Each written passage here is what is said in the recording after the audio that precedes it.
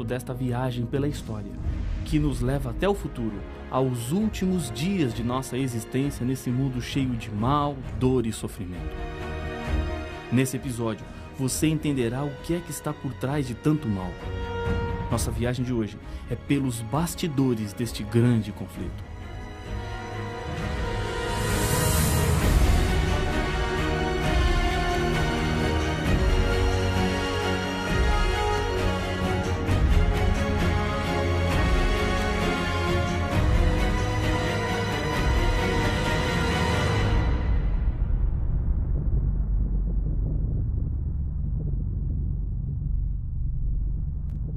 É impossível negar a existência de um conflito entre as forças do bem e do mal. O nosso mundo está cada vez mais perigoso e a sua natureza cada vez mais instável. Por um lado, percebemos em nosso mundo as pegadas que Deus deixou. A beleza da criação é vista em cada botão que desabrocha, sobre as hastes que brotam nas árvores, os pássaros que enchem de música o ar, as flores que perfumam e encantam com suas cores, o mar, o céu, a vida humana, o sorriso de uma criança. Tudo isso demonstra o cuidado que Deus teve em formar este mundo. Por outro lado, temos injustiças, dor, crimes, tragédias, famílias destruídas, as drogas, evidências do mal, plantados neste mundo pelo maior inimigo de Deus, Satanás. Embora não seja tão simples de aceitar, estamos inseridos no meio deste conflito que atinge todo o universo. Os seres humanos foram criados com o desejo de adorar a Deus. Por causa do mal, o ser humano perdeu esse desejo e é bombardeado com tentações que têm como objetivo mudar o seu interesse em Deus, nos desviando dos caminhos dele e assim nos levando a servir a Satanás. Infelizmente, muitas pessoas estão oferecendo louvores a Satanás sem ao menos saberem ou perceberem. Jesus é o personagem central e o grande herói que vem para salvar a todos. Satanás é mencionado 55 vezes em todo o livro do Apocalipse, com títulos diferentes. Em Apocalipse 12, 9, ele recebe 5 títulos diferentes. E foi expulso o grande dragão, a antiga serpente, que se chama Diabo e Satanás, o sedutor de todo o mundo. Sim, foi atirado para a terra e com ele os seus anjos. Nos seus títulos estão indicadas as características de sua obra diante dos seres humanos. Algum tempo atrás, havia uma terrível quadrilha de ladrões que deixavam em pânico as pessoas da cidade. Os habitantes do lugar tomaram algumas precauções especiais, o que dificultava os planos dos delinquentes. Um dia, o chefe do bando bolou um plano. O bando deixou de agir e espalhou a notícia através dos comparsas de que o chefe havia sido assassinado. De início, as pessoas ficaram na expectativa. Finalmente, porém, acabaram acreditando. Pouco a pouco foram deixando de se proteger. Nos finais de semana, abandonavam suas casas e assim por diante. O chefe enviou então o seu pessoal até a cidade, com a maior disposição possível, roubando as casas uma a uma, além de deixarem um rastro de insegurança e medo. Essa foi mais ou menos a estratégia de Satanás. Primeiro, espalhou algumas ideias engraçadas e até estranhas, como a sua própria imagem vermelha, com chifre, com um tridente nas mãos. Logo depois disso, surgiu a insinuação que isso era ridículo e que, portanto, o diabo não existia. É essa a causa de maior ruína e destruição. É verdade que ele não existe com essa fisionomia grotesca, mas que ele existe, existe. E sabendo disso, a melhor coisa que nós podemos fazer é nos preparar contra os seus enganos e mentiras. Se você acreditar que o diabo não existe, estará na posição certa para cair nas garras do mal, e as consequências disso serão assoladoras. Existe um teste que você pode fazer para saber se o diabo existe ou não. Resista às tentações que aparecem diante de você em um só dia, e você então verá se ele existe ou não. O Apocalipse o apresenta como o autor da rebelião contra Deus, como o grande inimigo do povo de Deus. No livro de Ezequiel, no capítulo 28, Satanás é apresentado sob o símbolo do rei de Tiro. Uma expressão da apresentação é importante para a compreensão do caráter de Deus ao criar. Acompanhe a leitura de Ezequiel 28, 15. Perfeito eras nos teus caminhos, desde o dia em que foste criado, até que se achou iniquidade em ti. Deus não criou o diabo perverso como ele é hoje. Ele foi criado perfeito, era um ser honrado e com prestígio. Tinha uma importante responsabilidade no céu. Os versos seguintes contam da tragédia que aconteceu, transformando o anjo Lúcifer em diabo, contra Deus e o seu amor. A vaidade, a ambição e o orgulho fizeram dele o pai da mentira, do erro e do pecado. Na multiplicação do teu comércio, se encheu o teu interior de violência e pecaste, diz Ezequiel capítulo 28, verso 16. Agora, uma pergunta intrigante aparece. Como em um ambiente perfeito o pecado pôde aparecer? Exatamente, por ser um ambiente perfeito é que o pecado poderia aparecer. Como assim? Quando Deus criou os anjos, Deus lhe deu liberdade de escolherem entre dois caminhos, serem ou não serem fiéis a Deus. Para que exista perfeição, deve haver liberdade. Se Deus não desse liberdade, o céu seria um lugar de robôs programados, que fariam apenas aquilo que Deus lhes mandaria fazer, pois não saberiam e nem teriam como fazer nada diferente.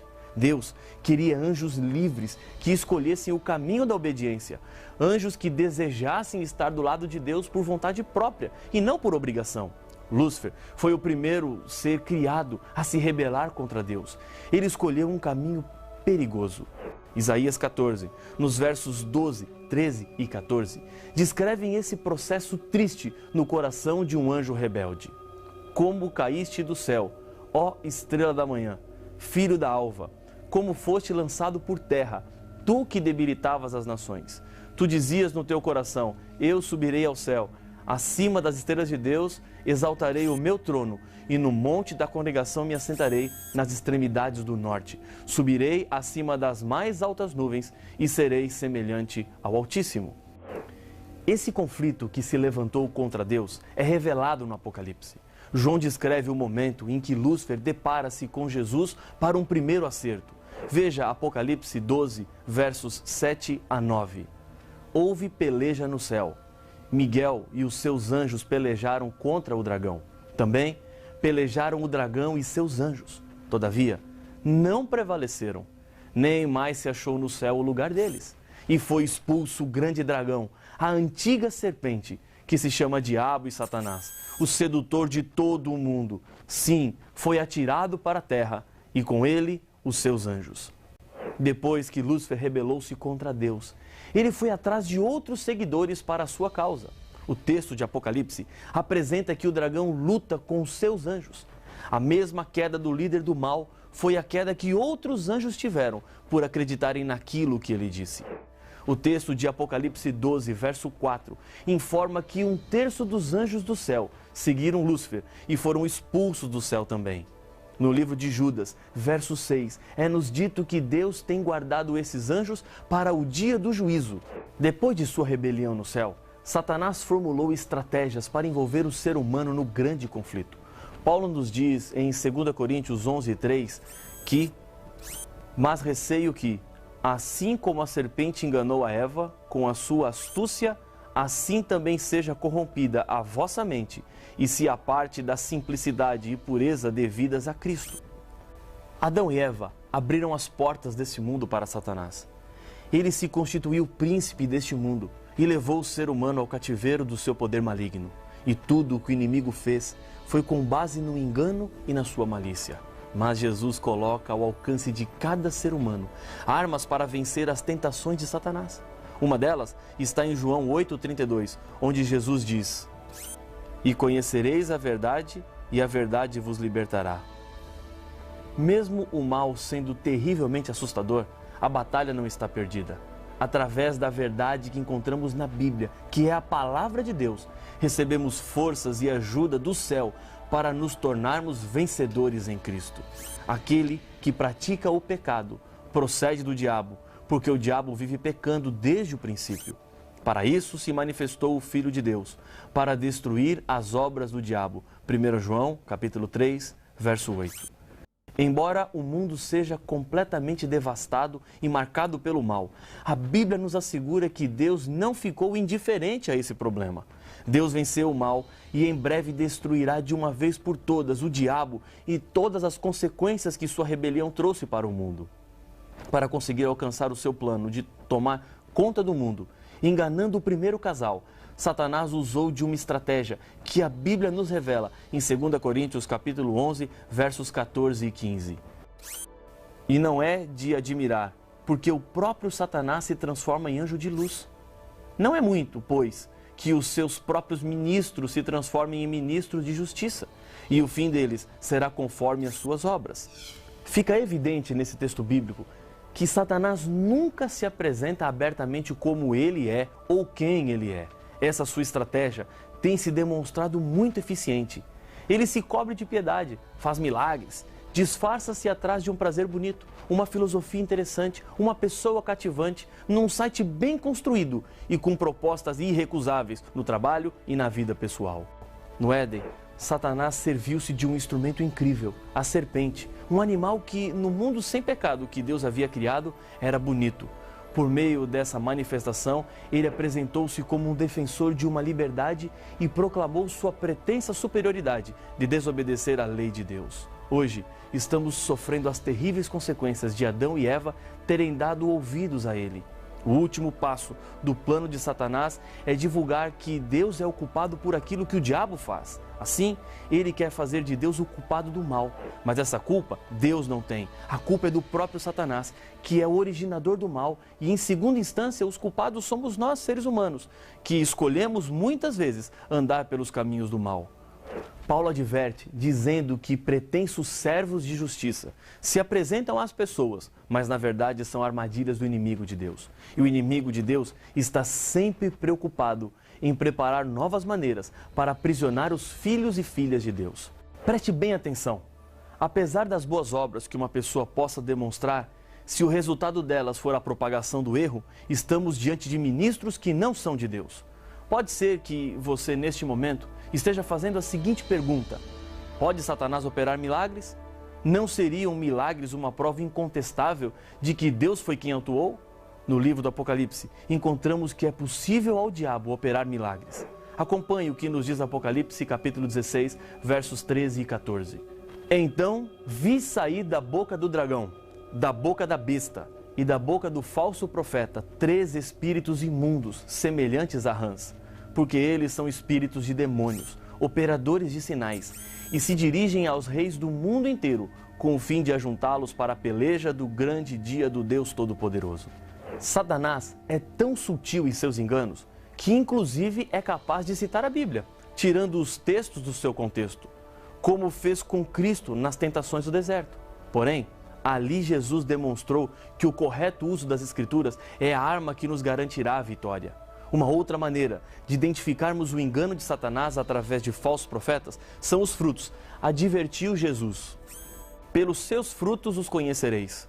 Colhem-se, porventura, uvas dos espinheiros ou figos dos abrolhos? Mateus 7,16. Precisamos de segurança contra as ciladas que o inimigo prepara. Ele não está brincando. Não pense assim: não é bem assim, não é tudo isso. Como você está exagerando? Não tem problema, eu sei o que eu estou fazendo. A Bíblia fala da fúria do diabo com relação a um grupo específico de pessoas. A Bíblia descreve quais são as características. Aqui está a perseverança dos santos, os que guardam os mandamentos de Deus e a fé em Jesus. Apocalipse capítulo 14, verso 12. No capítulo 12, Jesus revela como é possível aos seres humanos serem vencedores. Eles, pois, o venceram por causa do sangue do Cordeiro e por causa da palavra do testemunho que deram, e mesmo em face da morte, não amaram a própria vida. Apocalipse 12, verso 11. O grande segredo para vencer é apegar-se a Cristo de todo o coração. Ele venceu Satanás nas tentações do deserto e na cruz, demonstrou sua vitória ao ressuscitar dos mortos. O diabo sabe que está perdido, por isso se apresenta como um leão que ruge, pois ele em breve será destruído de uma vez por todas. Na hora da crise, da angústia e da dor, quando tudo parece que está desmoronando e é como se o poder do mal estivesse pronto para nos destruir, é hora de buscarmos a Deus. É hora de nos colocarmos diante de Jesus e, pela fé, sentirmos a mão de Jesus estendida pronta para nos ajudar. Jesus venceu Satanás, continua vencendo e vencerá no fim dos tempos.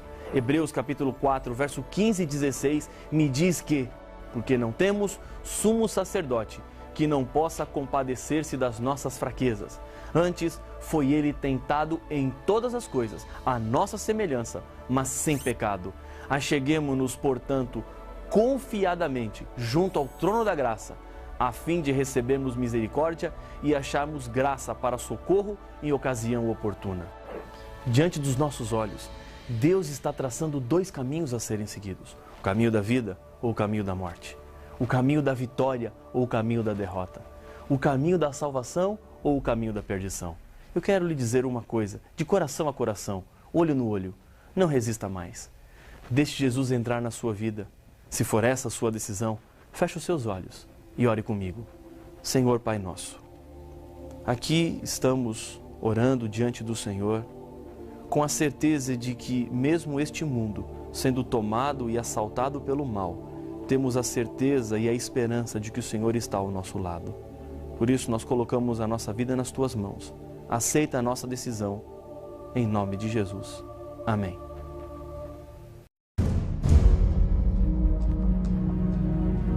Jesus não está longe no espaço, apenas olhando o que acontece aqui na Terra, mas Ele se importa e se preocupa com você.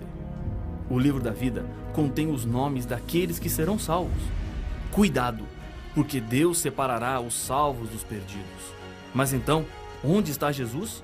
E o que está fazendo? O que é o livro da vida? Estas e outras perguntas serão respondidas no próximo episódio de Apocalipse, o fim revelado.